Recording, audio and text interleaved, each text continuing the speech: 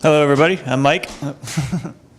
So virus and spyware things are what I'm going to talk about right now. There's a lot of products out there, and they've kind of evolved over the years. Spyware has gotten better. Malware has gotten better. This is when you get those pop-ups on your computer that slow things down, and all these false warnings that say, "Hey, my computer isn't protected. I need to secure this." And you click on that, and they say, "Oh, send us $50, and we'll remove it for you." And they just junk up your computer. So it's kind of been a evolving battle against the antivirus and the virus people. They're kind of going back and forth.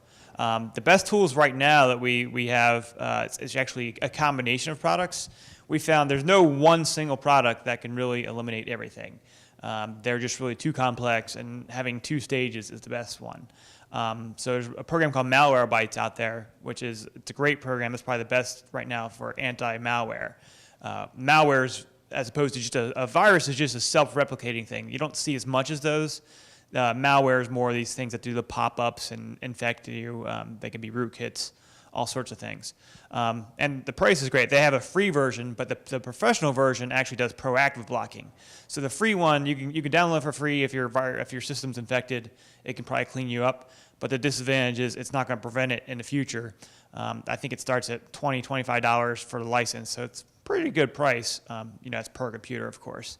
But that actually monitors in the background, so as you get infected, it'll pop up, and be like, oh, we see this is, this web page has something on it. It'll clean that up and block it ahead of time. So we've been using that with a combination of Microsoft Security Essentials, which is a great free antivirus.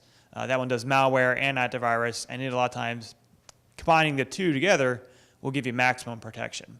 Another thing to keep in mind is keep all your applications and Windows up to date. A lot of people, everyone pretty much knows to keep Windows up to date, but they might still have older versions of Adobe Flash or Adobe Reader or Java. There's all these critical applications. At any time, since they're all connected to the web, you can go to a website, and if it's using Java or something and you've got an older version on there, it can find some exploit and load software on your computer that you didn't authorize. And it's probably been patched in newer ones. That's why these products are patched every month or so. So when you see those updates in your bottom right-hand corner to say, update this application, there's a reason they're doing that. They want to keep it secure. So you've got a couple levels of security there. You want to keep your applications up to date and have a nice real-time scanner malware product to remove them. Because once you're infected, some of these are really nasty. You can spend hours removing them sometimes. And worst case, you actually have to reload the whole system because they've gotten so complex now that they're really entrenched in the operating system. When you try removing them, they kind of break other things, and your internet will start breaking, and they really get a really good grip on there. So there's a couple good tools there that'll help, but the most severe infections, you have to use all sorts of things. That's kind of where we come in and have our own whole set of a dozen different tools combined for which the exact infection you have and coming through registry and things like that. But those are a couple good removal tools. And to add a personal example, we had with our accounting computer, we had gotten a little bit lazy and hadn't updated our spyware stuff for maybe 3 months. And we have a number of people that connect in remotely to handle the work of our accounting firm. We have some employees that work from home that occasionally need to log in and check POs. And so this machine had gotten a piece of malware installed on the thing that was collecting confidential data. So anytime we were to log into the bank account, for example, and I don't know, some of you might have wire transfer services installed with your bank account.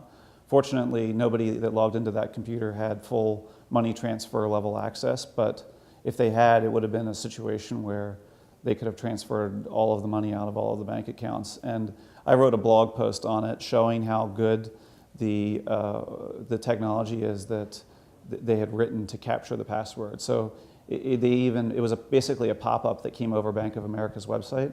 So the site key matched. So a lot of times, I don't know if your financial institution has this or not, but there's a site key where it says, you pick a photo of something that it matches so that you're on the website, even if it looks like you're at it could be a fake website, but theoretically, if this photo's there, you're at the right spot. So that photo matched, all the fonts matched, all the colors matched. And they had said, well, your account has been locked for security reasons. We would like you to enter your social security number and your ATM card number and your PIN number into this screen, which Bank of America actually will request on occasion. And so it was like, we found it mainly because I called the bank and I said, well, there's multiple social security numbers and multiple account numbers associated with this account. Which one do you want us to use? And initially the guy told me to enter in all my data into this form.